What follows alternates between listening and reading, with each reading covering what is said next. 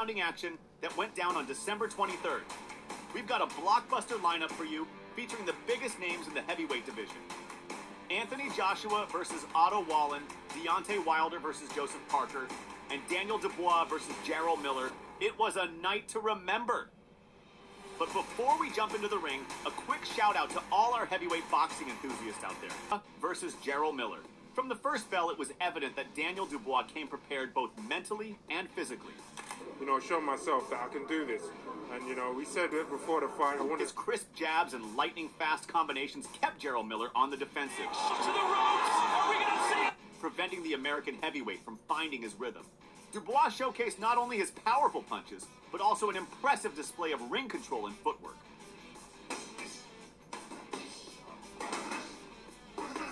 Jarrell Miller, known for his resilience and endurance, seemed to struggle with the relentless pace set by Dubois. The early rounds saw Miller attempting to weather the storm, but as the fight progressed, it became apparent that he was facing issues with his stamina. His movement slowed, and the once imposing presence began to wane. One of the defining moments of the fight occurred in the middle rounds when Dubois capitalized on Miller's apparent fatigue. Landing a series of precise hooks and uppercuts, Dubois exposed openings in Miller's defense. The crowd roared as Miller, despite his renowned durability, struggled to keep up with the onslaught. The post-fight analysis echoed the sentiment that Jarrell Miller's defeat was primarily attributed to his slowed pace and compromised stamina. The boxing world buzzed with discussions about the implications of this outcome on Miller's future in the sport.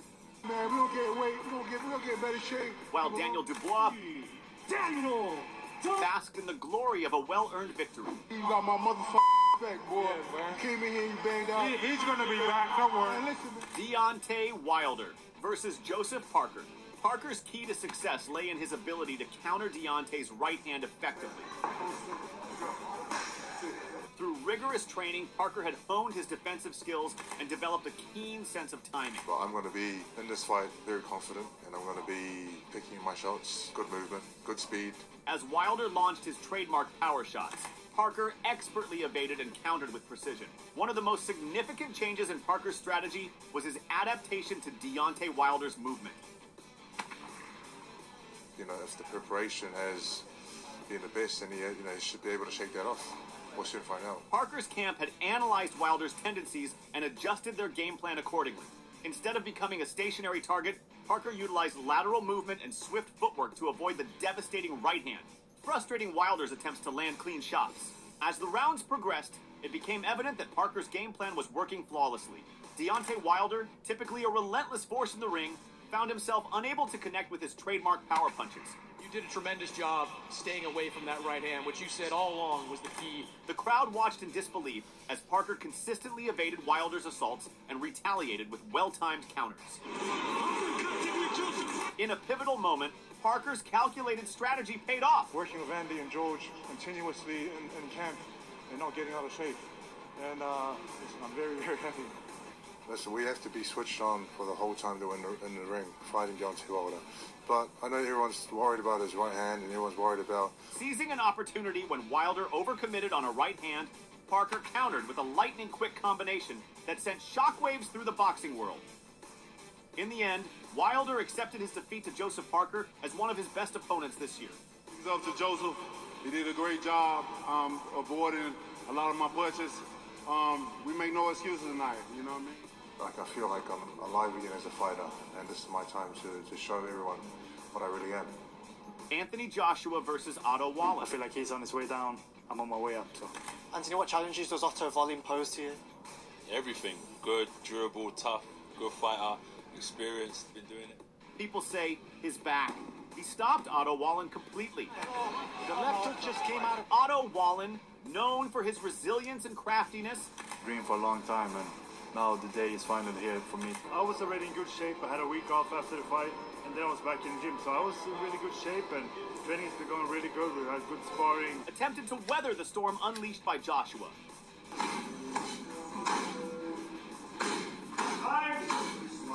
However, Joshua's focus and determination were palpable. Absolutely punch perfect. Sharp, feet outstanding, jab perfect, spiteful, heavy-handed.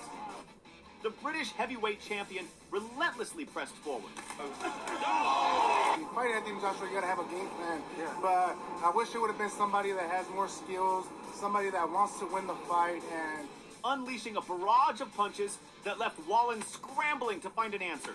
The opponent didn't really have a lot of skills. He didn't know what he was. I feel like he didn't have a game plan fighting Anthony Joshua. One of the key factors in Joshua's success was his ability to maintain his speed throughout the fight. His footwork allowed him to control the distance and dictate the pace.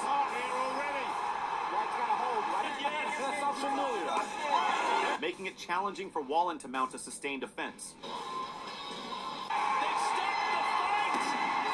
Joshua's well-executed combinations left Wallin struggling to anticipate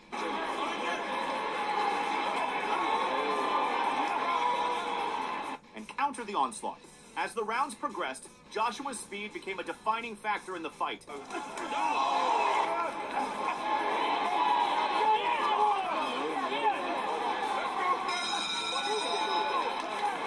His precision and quick reflexes allowed him to evade Wallin's counterattacks while delivering punishing blows of his own.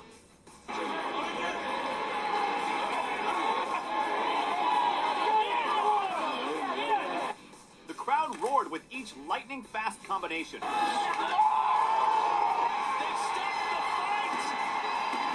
You need to be changing the trajectory of the punch. Appreciating the technical mastery displayed by the champion. Older, I'm wiser, I'm stronger, and I'll just be more consistent, really. Post-fight reviews praised Joshua's exceptional performance. He's back. He was absolutely punch perfect. Sharp, feet outstanding, jab. No, I wasn't expecting a performance like that. He was punch perfect. I think everything he did in that fight was just punch perfect. I mean, accurate. Word, I thought AJ being a bit negative and a bit tentative. It could be a close fight. It could even go wrong for Anthony Joshua. I'm not going to say AJ's back. I'm going to say AJ's back. Is he back? What did you make of Otto Wallin's performance in there? Shit. Highlighting his focus, determination, and the surprising speed. Det är samma vad jag säger. Om de fortsätter boxa så, de vill inte gå någonstans. De boxar kommer diplomboxning. Det går inte.